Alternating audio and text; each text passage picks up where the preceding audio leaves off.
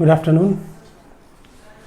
Okay, तो अभी तक हमने देखा था कि रिजोल्यूशन ऑफ फोर्सेस क्या होता है। अब आगे बढ़ते हैं उसमें और हम देखते हैं नेक्स्ट टॉपिक जो हमने बताया था कि अगला जो है वो बिल्कुल उसका अपोजिट है। तो हम अभी तक हमने रिजॉल्व किया था, मतलब डिवाइड किया था, अब हम कंबाइन करेंगे। तो इसको हम कहेंगे resultant of forces. Resultant of forces मतलब अगर हम रिजल्टेंट ऑफ फोर्सेस का मतलब क्या है? टू कंबाइन two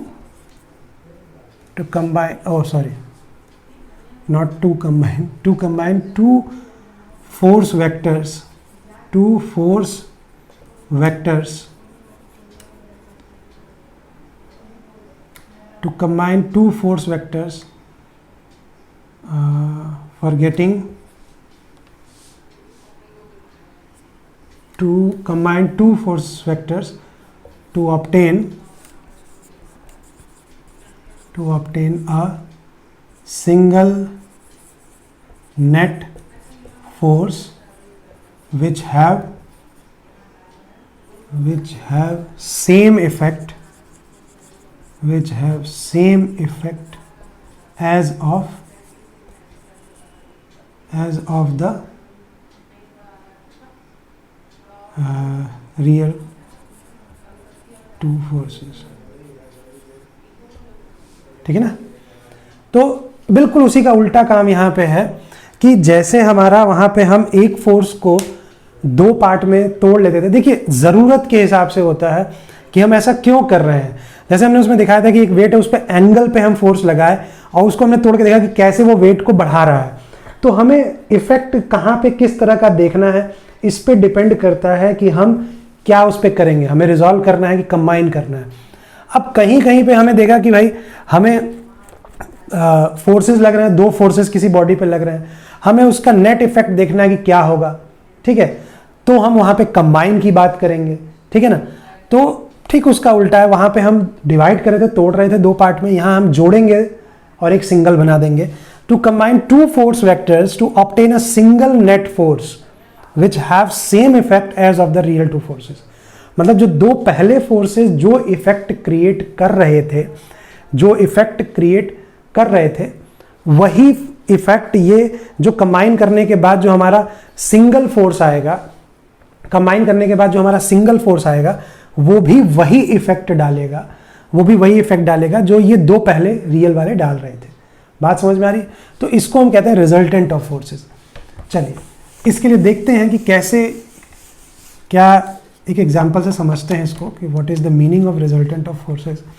जैसे मान लीजिए कि ये आपका रिवर है, ठीक है, पानी आपका इसमें फ्लो कर रहा है, ठीक है, कोई यहाँ से एक नाव चली,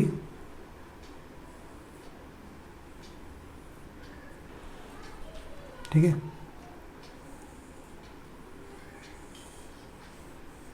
ठीक है,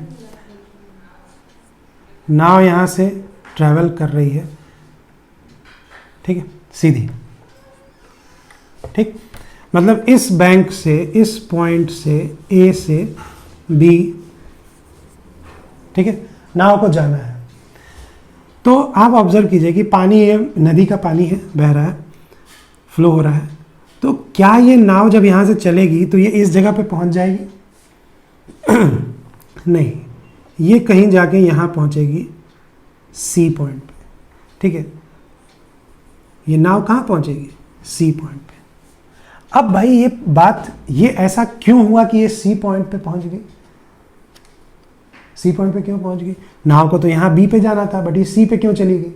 हाँ भाई, ऐसा नहीं होना चाहिए ना। रिक्वायरमेंट तो नाव की ये है कि ए पॉइंट से चले और सीधे जाके बी पॉइंट पे पहुँच जाए, बट ये सी पॉइंट पे चली गई। बात समझ में आई? ठीक है, तो अब देखेंगे आप, नॉर्मली जब किसी को ए से चल के और बी पे जाना होता है, अगर रियल में अगर जाना है, उसे बी पे ही पहुंचना है, तो वो डायरेक्टली नहीं चलता, वो एंगल अपना इधर कर देता है। तो जैसे ही वो इधर चलेगा तो धीरे धीरे खिसकते खिसकते जैसे ये जाना इधर था, खिसक के यहाँ पहुँच गया, वैसे जब इधर के लिए टारगेट करेगा, मतलब वो इधर कहीं पॉइंट के लिए टारगेट करेगा, वो बी पे पहुँच जाएगा। तो वो उनको पता होता है, ठीक है।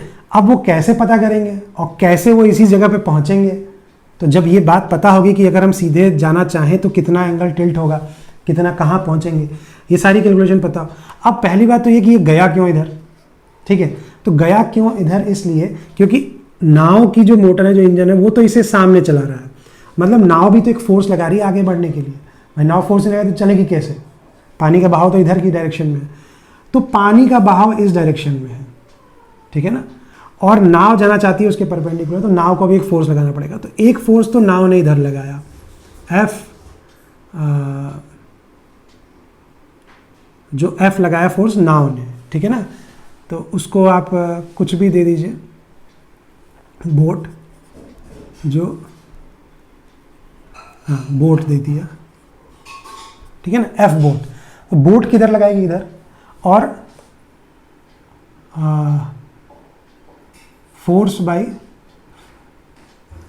वाटर, पानी किधर फोर्स लगा रहा है, इधर, क्योंकि उसकी वेलोसिटी किधर है, बह किधर रहा है, इधर, तो वो भी एक फोर्स लगाएगा।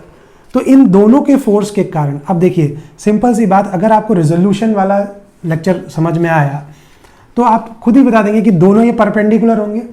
भाई बिल्कुल ये सीधे जाना चाह रहा है, ये इधर जाना चाह रहा है, तो ये जो एफ बोट है, एफ बोट है और एफ वाटर है, ये एक दूसरे के परपेंडिकुलर है, बिल्कुल 90 डिग्री, ठीक है। और दो परपेंडिकुलर को जोड़, एक फोर्स को तोड़ के हम 90 डिग्री बनाते हैं, इन दोनों को जोड़ के भी हम उल्टा जा सकते हैं, एफ, है ना। तो हमें यहां देखना पड़ेगा कि इन दोनों का इफेक्ट होकर नेट फोर्स इसको कितना लगा और किस दिशा में लगा, तो हम बता देंगे कि भाई साहब इस पे नेट फोर्स, चूंकि हमारी नदी बह रही है, हाँ अगर ये स्टिल वाटर हो, बिल्कुल भी नदी बह नहीं रही हो, स्टिल वाटर हो, पानी बह ना रहा हो, तो ये नाव सीधी जाएगी, इसको कोई दिक्कत नहीं होगी।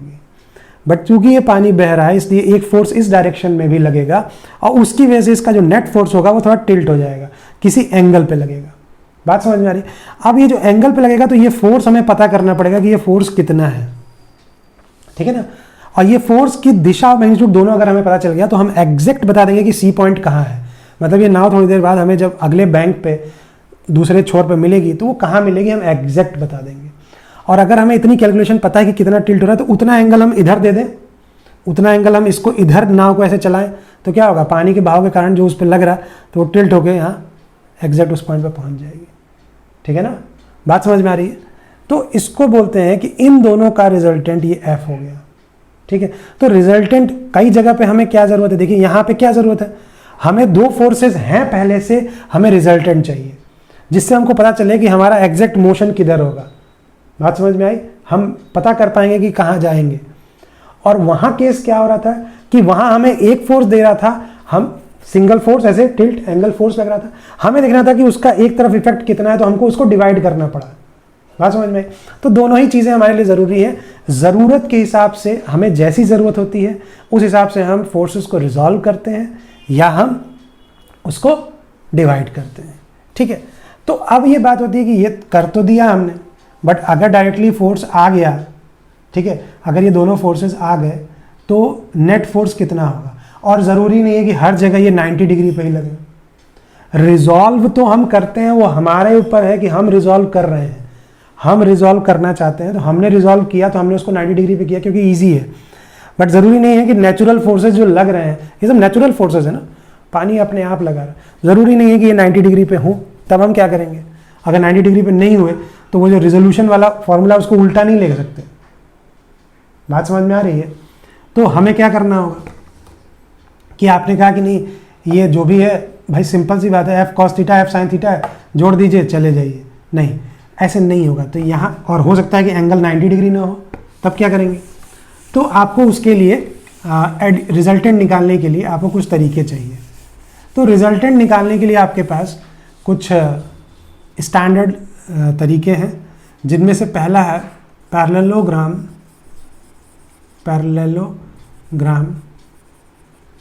Law of addition, parallelogram law of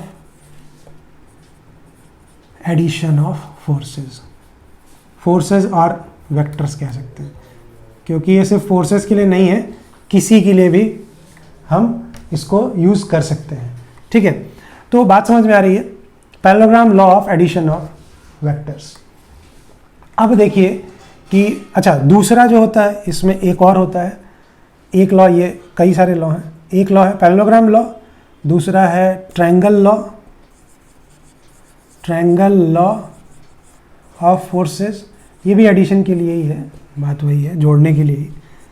तीसरा एक आता है polygon law, polygon law of forces और वेक्टर्स, ये सब वेक्टर्स के लिए, फोर्सेस के लिए, फोर्स भी एक वेक्टर क्वांटिटी है, जरूरी नहीं कि सिर्फ फोर्स के लिए ही है, एक्सेलरेशन एक वेक्टर क्वांटिटी है, वेलोसिटी एक वेक्टर क्वांटिटी है, ठीक है ना, इन सब में भी आप इसको यूज़ कर सकते हैं, किसी भी तरह की वेक्टर क्वांटिटी को सॉल्व करने के लिए, जोड़ने के लिए आप ये 3 लॉ यूज़ कर सकते हैं, the basic 3 laws for resultant निकालने के लिए।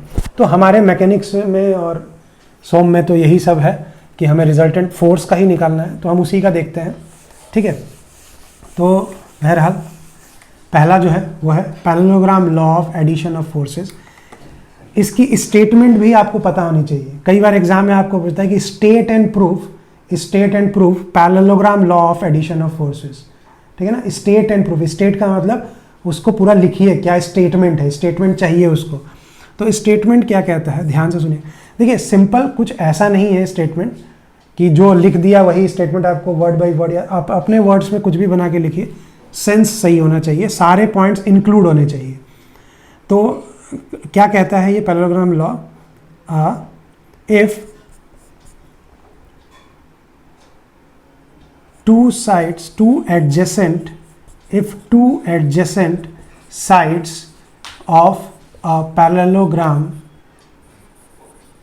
adjacent sides of a parallelogram, is represented by two adjacent sides of a parallelogram represented by two forces in magnitude and directions,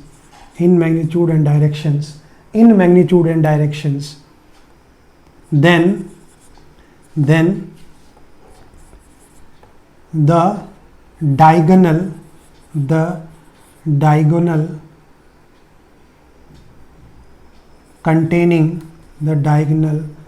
containing two sides containing that two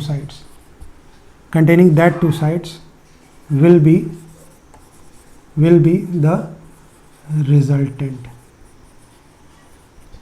ठीक है, मतलब कि अगर parallelogram की दो साइड्स को अगर हम दो फोर्सेस से उसके मैग्नीट्यूड और डायरेक्शन से रिप्रेजेंट करें, पैरेललोग्राम की दो एडजेसेंट साइड जो लगी होंगी साथ में, जो एक दूसरे से लगी उसको एडजेसेंट कहते हैं, एडजेसेंट साइड्स को डायरेक्शन और मैग्नीट्यूड भी वही दिखा रही होंगी जो पैरेललोग्राम की साइड्स दिखा रही हैं। तो जो उन दोनों साइड से मिल के जो बनने वाला डायगोनल होगा वो डायगोनल हमें रिजल्टेंट देगा। ठीक है ना, वो डायगोनल हमें रिजल्टेंट देगा, ये इसका मतलब है। तो सेंस अगर आप ये लगाते हैं तो आप डेफिनेशन अपने वर्ड्स में कुछ भी बना लीजिए, कोई अंग्रेजी कोई फर्क नहीं पड़ता। तो जैसे मान लीजिए कि हमने एक पैरेललोग्राम बनाया,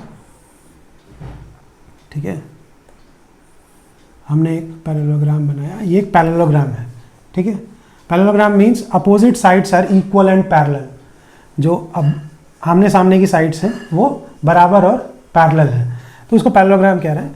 तो ये कोई पैरेललोग्राम है, अगर इस पैरेललोग्राम की दो एडजेसेंट साइड मतलब लगी हुई एक दूसरे से, एडजेसेंट का मतलब ये मत समझिएगा कि ये और सामने वाली, नहीं, एडजेसेंट का मतलब लगी हुई। तो लगी हुई साइड से अगर मान लीजिए ये साइड एक फोर्स को रिप्रेजेंट करे F1, ठीक है, एक साइड को रिप्रेजेंट करे F1 और ये वाली साइड एक फोर्स को रिप्रेजेंट करे F2, और रिप्रेजेंटेशन का मतलब है कि डायरेक्शन और मैग्नीट्यूड, उसमें मैंने लिखा कि डायरेक्शन और मैग्नीट्यूड दोनों को रिप्रेजेंट करे, मतलब जो ये दिशा दिखा रहा है, जो ये दिखा रहा है इस डायरेक्शन में ही लग रहा है पैरेललोग्राम की साइड, ये जो एरो दिखा रहा है, और उसका जो मैग्नीट्यूड है वो इस साइड के बराबर है जितनी लेंथ है, और ऐसे ही है। तो अगर ये दोनों मैग्नीट्यूड और डायरेक्शन के साथ किसी भी दो साइड पैरेललोग्राम की एडजेसेंट साइड से अगर हम उसको दर्शाते हैं, दिखाते हैं, तो इन्हीं दोनों फोर्सेस की साथ लगा हुआ इन दोनों फोर्सेस से लेके जो डायगोनल कौन सा बनेगा, एक डायगोनल तो ये वाला है, एक डायगोनल तो ये वाला है, बट ये इन दोनों फोर्सेस के साथ नहीं लगा है। इसकी स्टार्टिंग उन्हीं दोनों फोर्सेस से होनी चाहिए जहां से इसकी स्टार्टिंग है। मतलब जो डायगोनल इसी दोनों फोर्स के स्टार्टिंग पॉइंट से स्टार्ट होगा, वो डायगोनल, उस डायगोनल को अगर ये डायगोनल बना दें तो ये डायगोनल जो है रिजल्टेंट, ये डायगोनल, ये भी मैग्नीट्यूड और डायरेक्शन रिजल्टेंट दिखाएगा आर। और रिजल्टेंट का मतलब क्या है कि ये इन दोनों का ही जोड़ है, इन दोनों का ही जोड़ है। बात समझ में आ रही है? क्लियर? कोई दिक्कत इसमें? तो आर जो है vector it is F1 plus F2, ठीक है, ये हो जाएगा। मतलब आर जो रिजल्टेंट वेक्टर है वो F1 वेक्टर और F2 वेक्टर का ही एडिशन रिजल्टेंट है। पैरेललोग्राम में इसको दिखाने का मतलब, देखिए पैरेललोग्राम में इसलिए दिखाया जा रहा है कि किसी ने इसको किया होगा, ये लॉ बनाया होगा किसी ने, और वो इसलिए बनाया गया जिससे कि हमें एक फॉर्मूला मिल सके। ये वो तरीका है जिससे हम वेक्टर को स्केलर एडिशन में, सिंपल स्केलर एडिशन में चेंज करते हैं। बात समझ में आई? ये इसलिए यूज किया जा रहा है। अगर आपको पता है कि वेक्टर को वेक्टर से कैसे जोड़ा जाता है, अगर आपको बिल्कुल क्लियर पता है तो कोई दिक्कत नहीं है, आप सीधे जोड़ दीजिए। वेक्टर को कैसे जोड़ा जाता है अगर ये पता है तो आप जोड़ लीजिए, कोई दिक्कत नहीं, आंसर सही आएगा। बट अगर आपको वेक्टर को वेक्टर में एडिशन करना नहीं आता तो आपको पैरेललोग्राम लॉ यूज करके उसका एक स्केलर फॉर्मूला आता है, उसके हिसाब से आपको करना पड़ेगा। ठीक है, तो स्केलर फॉर्मूला जो रिजल्टेंट का आएगा वो आएगा under root F1 square plus F2 square plus 2F1 F2 cos theta.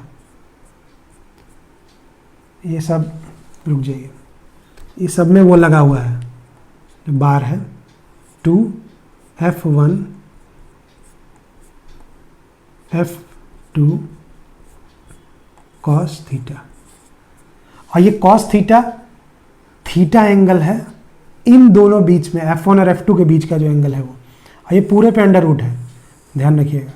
तो ये आपको दे देगा रिजल्टेंट, और ये भी रिजल्टेंट का मैग्नीट्यूड देगा, डायरेक्शन नहीं देगा। डायरेक्शन के लिए फिर आपको निकालना पड़ेगा tan theta is equal to Q sine theta upon P plus Q cos theta. बात समझ में आई? तो ये ध्यान रखिएगा कि आपको ये सिर्फ मैग्नीट्यूड देता है। मतलब अब ये जो है ना, ये स्केलर हो गया। आपको F1 की जो वैल्यू दी होगी, आपको डायरेक्शन नहीं सोचना, कुछ भी नहीं सोचना, आपको सीधे सीधे इसमें रखने जाना है, उसकी मैग्नीट्यूड रखते जाना है बस। मैग्नीट्यूड रखिए, वैल्यू रखिए थीटा की, आर का मैग्नीट्यूड आ जाएगा, कितना रिजल्टेंट आया। डायरेक्शन आपको अगले फॉर्मूला से पता चलेगी। अब ये फॉर्मूला जो आया वो पैरेललोग्राम लॉ से आया है। ये फॉर्मूला पैरेललोग्राम लॉ से आया क्योंकि वेक्टर से वेक्टर एडिशन बहुत मुश्किल होता है, बहुत लोगों को ये गणित नहीं पता है, तो उसको आसान करने के लिए इसको स्केलर में कन्वर्ट कर दिया। अब कोई दिक्कत नहीं, अब आपको उसको आई जे के वेक्टर ये सब कुछ नहीं सोचना है, सीधे मैग्नीट्यूड रखना है फोर्स का और आ जाएगा। क्योंकि क्वेश्चन ज़्यादातर आपको हमेशा स्केलर उसमें दे दिया जाता है, न्यूमेरिकल में भाई दे देगा 20 न्यूटन। 20 न्यूटन स्केलर वैल्यू है उसकी। अगर आपको कहे कि वेक्टर अगर देगा, कैसे देगा कि कोई फोर्स वेक्टर है जो 2i + 3j - 4k है फोर्स, तो वो वेक्टर हो जाएगा। तो उस केस में थोड़ा दिक्कत होगी, तो स्केलर में ही देता है, इसलिए ये फॉर्मूला हमारे लिए ज़रूरी है। तो पैरेललोग्राम क्या करता है, वेक्टर एडिशन को, वैसे तो सिंपल, देखिए हमने वेक्टर लिखा है, ये वेक्टर है, ये वेक्टर नहीं है।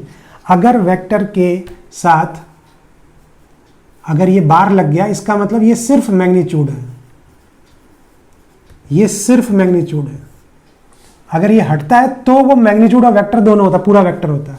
बट अगर ये लगा दिया हमने तो इसका मतलब ये सिर्फ मैग्नीट्यूड को बता रहा है। मतलब अगर कहा गया कि 20 न्यूटन फोर्स इस डायरेक्शन में लग रहा है, तो 20 न्यूटन जो है वो ये हो गया मैग्नीट्यूड, और अगर डायरेक्शन बताएंगे तो डायरेक्शन ये होगा वो अलग से होता है, ठीक है। तो जैसे ही ये बार लग गया मतलब ये सिर्फ इसकी ये 20 20 ये खाली बता रहा है मैग्नीट्यूड, बार लग गया तो उससे नहीं मतलब कि ये यूनिट क्या दे रहा है, डायरेक्शन क्या दे रहा है, कोई मतलब नहीं, सिर्फ ये। बात समझ में आई। तो पैरेललोग्राम लॉ क्या करता है, वेक्टर से स्केलर में चेंज करता है। अब हमें देखना होगा कि ये आया कैसे, ठीक है ना। हमें देखना होगा कि भाई ये फॉर्मूला आया कैसे गणित में, ये तो ये आता भी आपको, जैसे मैंने अभी क्वेश्चन बताया था आपको कि आपसे पूछेगा कि state and proof parallelogram law of forces. तो स्टेट एंड प्रूफ, तो प्रूफ भी करना पड़ेगा ना, ठीक है। तो पैरेललोग्राम लॉ को प्रूफ करते हैं, देखते हैं।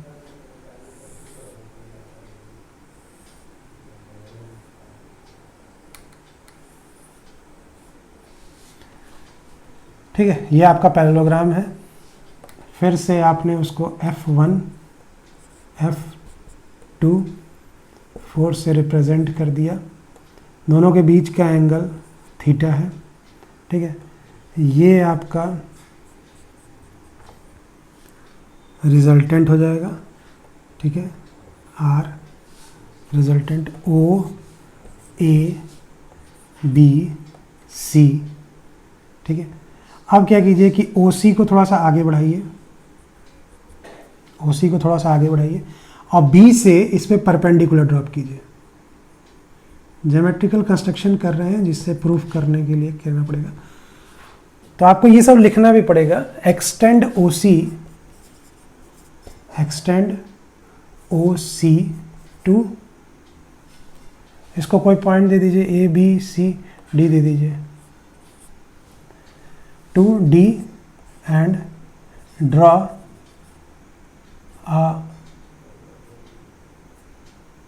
BC परपेंडिकुलर टू OC, ठीक है ना। OC के परपेंडिकुलर BC नहीं BD परपेंडिकुलर ड्रॉप कीजिए OC पे, ठीक है। ये कर दिया हमने, ये एंगल फाई मान लिया। ये देखिए ये एंगल इस वाले और इस वाले के बीच, ये और ये, भाई यही तो फोर्स है, यही F1 फोर्स, यही लाइन आगे जा रही है और ये वाला इसके पैरेलल है। तो अगर ये थीटा है तो ये भी थीटा होगा। ये बात समझ में आ रही है? ध्यान से देख लीजिएगा भाई, कहीं कोई कन्फ्यूज़न हो। देखिए यही हमने बनाया है, तो ये एंगल अगर थीटा है तो ये एंगल भी तो थीटा ही होगा, दोनों बराबर लग रहा है ना। ध्यान से देखिएगा, कन्फ्यूज़न मत होइएगा कि यहाँ थीटा है तो ये कैसे थीटा हो गया, कहाँ से कौन सा विज्ञान आ गया ये, हाँ, कंफ्यूज नहीं होना है, ठीक है। तो अब ये थीटा, अब देखिए हमें क्या करना है, हमें क्या चाहिए। अब देखिए ये F2 जो है इसके बराबर होगा BC और OA, ये दोनों पैरेलल और बराबर हैं, ठीक है। तो ये साइड और ये साइड बराबर है, तो ये फोर्स अगर इसको रिप्रेजेंट कर रहा है तो इसको भी रिप्रेजेंट करेगा, कोई दिक्कत नहीं है। तो अल्टीमेटली हमारे पास OBC एक ट्रायंगल आ गया जिसमें एक फोर्स ये है और एक फोर्स इससे रिप्रेजेंट हो रहा है। तो ये जो डायगोनल है ये रिजल्टेंट दे रहा है और हमें रिजल्टेंट निकालना है कि इन दोनों के वेक्टर एडिशन से हो रहा है, तो जोड़ कितना आएगा वो हमें निकालना है, ठीक है। तो हम इसमें पाइथागोरस लगा सकते हैं। तो हमने इसको एक्सटेंड क्यों किया कि इस ट्रायंगल में हम कोई ज्योमेट्री नहीं लगा सकते, ये नॉर्मल ट्रायंगल है। इसको हमने एक्सटेंड क्यों किया, इसको राइट एंगल ट्रायंगल बनाने के लिए। अब ये परपेंडिकुलर है तो ये क्या बन गया, राइट एंगल ट्रायंगल बन गया। कोई दिक्कत है इसमें, राइट एंगल ट्रायंगल बन गया। तो आप लिखिए कि in right angle triangle OBD, right angle triangle OBD OB square is equal to, Pythagoras लगाएं, Pythagoras OB square is equal to OD square plus BD square. बात समझ में आ रही है? तो OD स्क्वायर बराबर BD स्क्वायर। मतलब हमें देखना है कि ये OB कितना आएगा, ये हमें निकालना है। OB स्क्वायर R कितना आएगा, अपने आप चीज़ें आती जाएंगी। अब OD को देखिए, OD क्या है, OC प्लस CD का whole square plus BD square. बात समझ में आ गई। अब देखिए, अब हमारा काम क्या है, OC निकालना। तो OC तो हमें पहले से दिया हुआ है, कोई दिक्कत नहीं है, OC निकालने की ज़रूरत नहीं है। हमें CD निकालना पड़ेगा, CD हमें नहीं पता और BD भी हमें नहीं पता, ठीक है। CD नहीं पता, BD नहीं पता, तो CD और BD अगर हम निकाल लें तो हमें OB हमें पता चल जाएगा। आप बता देंगे कि रिजल्टेंट कितना आएगा। बात समझ में आई? तो देखते हैं धीरे धीरे कैसे कैसे करके इसको निकालेंगे, ठीक है। तो देखते हैं। तो इन ट्रायंगल CBD जो छोटा ट्रायंगल है, इसी में सबको करते हैं। अब देखिएगा, CBD यहाँ मैं बता दूं, इन ट्रायंगल CBD, CB जो साइड वेक्टर है वो किसको रिप्रेजेंट करेगा, F2 को। CB F2 के बराबर होगा ना, पैरेललोग्राम है, बराबर और पैरेलल, तो डायरेक्शन भी वही, सब वही। बात समझ में आ रही? तो ये तो F2 हो गया। तो CBD में CB जो है वो F2 है, हमें ये और ये पता करना है, ठीक है। तो अब देखते हैं, इसमें निकालते हैं, हमें CD पता करना है, CD पता करना है, और ये हमें पता है। तो यहाँ बनाइए, पंडित बद्री प्रसाद हर हर भोले। तो अब देखिए, ये हमें पता करना है और ये हमें पता है। ये क्या है, थीटा से लगा हुआ बेस हाइपोटेनस। तो बेस और हाइपोटेनस का कौन सा बन रहा है, कॉस। तो कॉस थीटा ले लें। देखिए ऐसे ही निकालना है, यही दिमाग लगा के चलना है, कहीं याद नहीं करना है, रटना नहीं है आपको डेरिवेशन। तो cos theta is equal to क्या हो जाएगा, base upon hypotenuse, base CD upon CD upon CB। और CB क्या है, F2। तो CD क्या हो जाएगा, यहाँ से CD क्या हो जाएगा, CB cos थीटा, और CB क्या है, F2 cos थीटा। कोई दिक्कत समझ में आ रहा है, कोई दिक्कत इसमें? तो CD क्या आ गया, F2 cos थीटा, CD आ गया। अब BD निकालना है। तो BD क्या है, परपेंडिकुलर, और पता क्या है हमको, हाइपोटेनस। तो परपेंडिकुलर और हाइपोटेनस वाला पहला साइन थीटा, देखिए साइन थीटा से वो निकल जाएगा, sine theta is equal to BD upon CB। तो BD यहाँ से क्या हो जाएगा, BD निकालना है ना हमें, तो BD क्या हो जाएगा, CB साइन थीटा, और CB क्या है, F2, CB क्या है, F2 साइन थीटा। तो BD आ गया, CD आ गया, बात समझ में आ रही है, BD भी आ गया, CD भी आ गया, और OC तो हमें पता है। तो अपने पहले फॉर्मूले में चलते हैं, अपने पहले फॉर्मूले में चलते हैं। क्या था वो, OB square is equal to this plus this का square, OC plus OC plus CD का whole square plus BD square, यही तो था फॉर्मूला। अब इसमें सारी वैल्यूज रखते हैं, CD हमने निकाल लिया है, BD हमने निकाल लिया है, तो ये सारी वैल्यूज पुट करते हैं। OC क्या है, OC क्या है, F1, भाई ये तो सिंपल F1 के बराबर है ना, तो ये हो जाएगा F1 प्लस CD कितना है, CD हमने कितना निकाला, F2 cos theta, F2 cos theta, कोई दिक्कत इसमें, का होल स्क्वायर प्लस BD कितना है, F2 sine theta, F2 sine theta, इसका होल स्क्वायर। वैल्यू सारी रख दी, सॉल्व करते हैं। अच्छा, अब OB स्क्वायर क्या है, OB क्या है, R, तो ये हो गया R square is equal to F1 square को खोलिए, तो F1 square plus F2 square cos square theta plus 2 F1 F2 cos theta, भैया F2 A प्लस बी का whole square, A square plus B square plus 2AB, A और B यही है ना, 2AB plus ये जो है F2 square sine square theta, इसका भी स्क्वायर खोलें तो F2 square sine square theta, कोई दिक्कत? अब देखिए ये और ये F2 कॉमन है, तो देखते हैं हम, R square is equal to F1 square plus 2F1 F2 cos theta, ये और ये हमने ले लिया, बचा ये प्लस F2 स्क्वायर, ये पहले लिख लेते हैं, F2 sine square theta plus F2 square cos square theta. यहाँ से अगर F2 कॉमन लेंगे तो sine square theta plus cos square theta बचेगा जो 1 होता है।